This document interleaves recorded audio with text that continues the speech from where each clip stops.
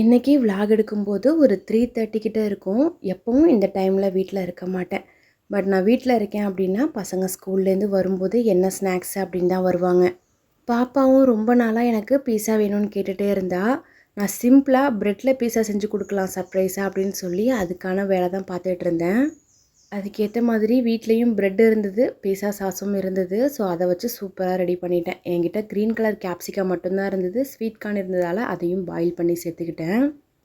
Cheese மட்டும் கொஞ்சம் அதிகமாக சேர்த்துக்கிட்டோன்னா நல்லா ஜூஸியாக இருக்கும். ஆனால் நான் வந்து பசங்களுக்கு அப்படிங்கிறதுனால கொஞ்சம் கம்மியாக தான் சேர்த்துக்கிட்டேன்.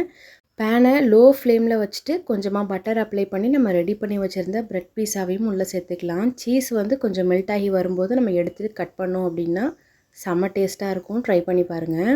பசங்களுக்கு பால் கூட பீஸா வச்சு கொடுத்துட்டு நான் எப்பவும் போல் ஒரு க்ரீன் டீ கூட பாயில் பண்ணி வச்சுருந்த ஸ்வீட் கார்ன் இருந்தது. அதையே ஸ்நாக்ஸாக எடுத்துக்கிட்டேன். இந்த வீடியோ பிடிச்சிருந்துச்சுன்னா வீடியோக்கு ஒரு லைக் பண்ணிட்டு நம்ம சேனலையும் சப்ஸ்கிரைப் பண்ணி வச்சுக்கோங்க. பாய்.